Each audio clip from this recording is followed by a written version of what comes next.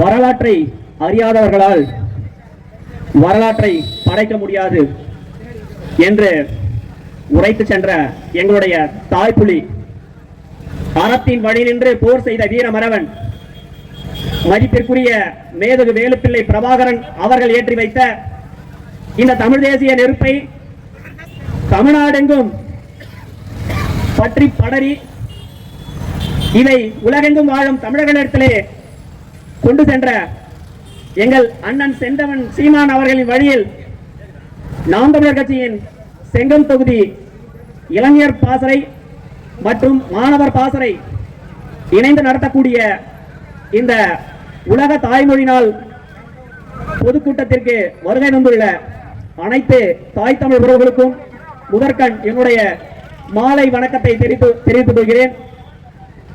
இந்த நிகழ்வை மிகச்சிறப்பாக அமைத்து தந்த அனைத்து உள்ளங்களுக்கும் என்னுடைய புரட்சிகர வணக்கங்களும் வாழ்த்துகளும். எங்கள் அண்ணன் அடிக்கடி ஒன்றை சொல்லிக்கொண்டே இருப்பார், என் மொழி அறியாதவன் எனக்கு இறைவனாக இருக்க முடியாது, என் வழி உணராதவன் எனக்கு தலைவனாக இருக்க முடியாது என்று அடிக்கடி உழைப்பார். 50,000 ஆண்டுகள் மூத்த இந்த தமிழ் மொழிக்கு இந்த 20ஆம் நூற்றாண்டில் மிகப்பெரிய சிக்கல்.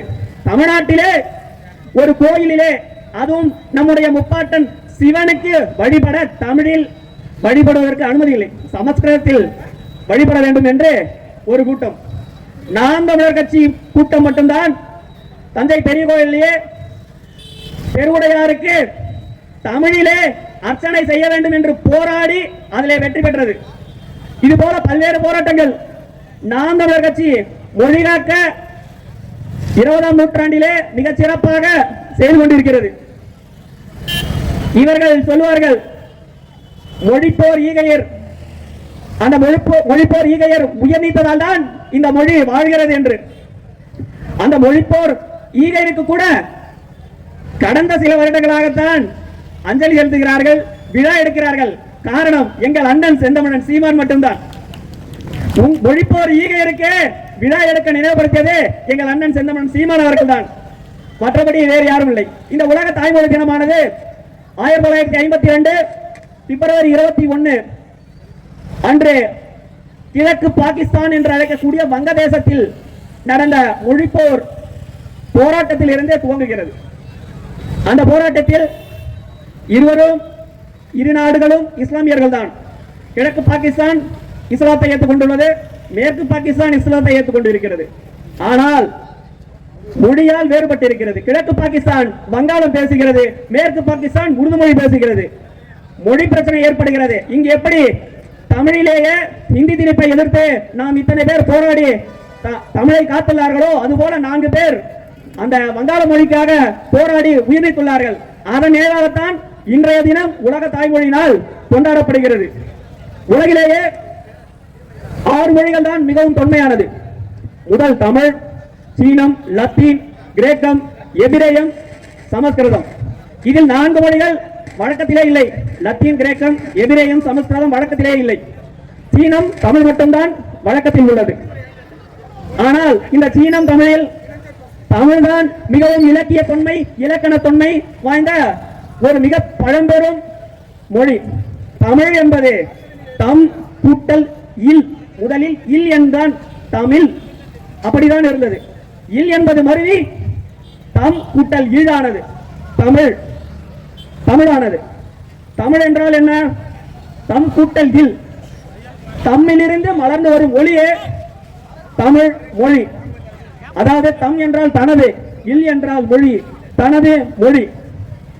தூங்கும் புலியை பறை கொண்டு எழுப்பினோம், தூய தமிழரை தமிழ் கொண்டு எழுப்பினோம், தீங்குறு பகவர் இவன் என்று நீக்கினோம், செந்தமிழ் உணர்ச்சி வேல் கொண்டு தாக்குவோம் என்று தமிழின் புகைபாடிய இந்த பாரதிதாசன், பாரதியார், திருவிக்கா, ஔவையார், திருவள்ளுவர் போன்றவர்கள் வாழ்ந்த இந்த பூமியிலேதான் எங்கும் தமிழ் இல்லை, எதிலும் தமிழ் இல்லை. காரணம் இந்த திராவிட மாடல். திராவிட மாடலிலும் தமிழ் இல்லை. மாடல் என்றால் ஆங்கிலம், திராவிடம் என்றால் எந்த மொழி என்றே தெரியவில்லை. இதுதான் இப்படித்தான் இருக்கிறது. அந்த தமிழினத்தின் தலைவரின் மகன் என்று தன்னை அடையாளப்படுத்திக் கொண்டிருக்கக்கூடிய நம்முடைய புதிய அவதாரம் எடுத்திருக்கக்கூடிய ஐயா அப்பா அவர்களிடம் கேட்டால் அவர்களின் புலமை எப்படி இருக்கு தெரியுமா? ஆக துண்டு சீட்டு ஆக உலங்கவர் ஓவியமே, உற்சாக காவியமே, ஓடை நறுமலரே, உடையவள் புதிநிலவே, அன்பே, ஆக அமுதே, அழகே, உயிரே, இன்பமே, இனிய தென்றலே, பனியே, கனியே, பழரச சுவையே, மரகத மணியே, மாணிக்க சுடரே, மன்மத விளக்கே அப்படின்னு சொல்லி பேசுவார். பழமொழிகள் கேட்டால் யானை வரும் முன்னே, மணி யோசை வரும் பின்னே. மணி யோசை தாங்க முன்னாடி வரும், யானை முன்னாடி வரும். இப்படி எல்லாம் கேட்டா அவரு இன்னொரு பதில் சொல்லுவாரு, நான் இங்கேயும் இல்ல அங்கேயும் இல்ல, நான் திராவிடர், பூனமேல் மதிலே அப்படிங்குவாரு. பூனமேல் மதில விழுந்தா என்னவா அது கூட தெரியாமல் நம் அப்பா இருக்கிறார். நம்முடைய அப்பா அவர்கள் தான் தமிழை மிக அழகாக உச்சரித்தார். திருவண்ணாமலையில ஒரு கூட்டம், தேர்தல் பிரச்சார கூட்டம். அப்ப ஒருவர் வந்து கடிதம் கொடுக்கிறார்.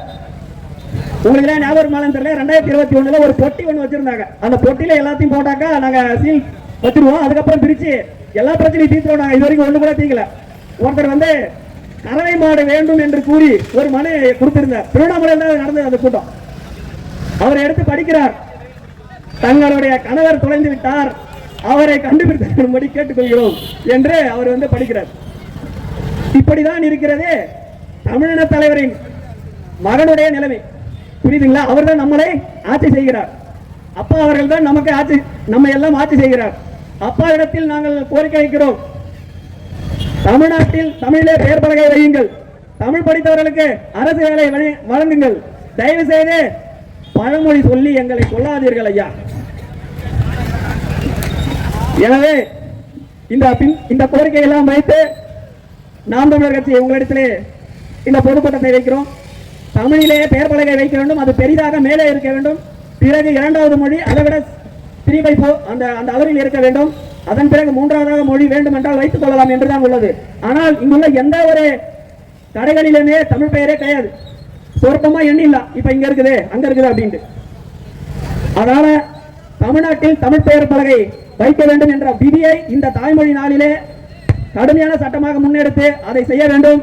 தமிழ்நாட்டில் வழக்காடு மொழியாக தமிழை கொண்டு வாருங்கள் அப்பா, தமிழ் படித்தவர்களுக்கு 90% அரசு வேலை தாருங்கள் அப்பா என்று கூறிக்கொண்டு இந்த இடத்திலிருந்து விடைபெறுகிறேன். புதியதொரு தேசம் செய்வோம், புரட்சியால் அதை வென்று முடிப்போம். இலக்கு ஒன்றுதான், இனத்தின் விடுதலை. மாற்றம் நம்மிலிருந்து தொடங்கட்டும்.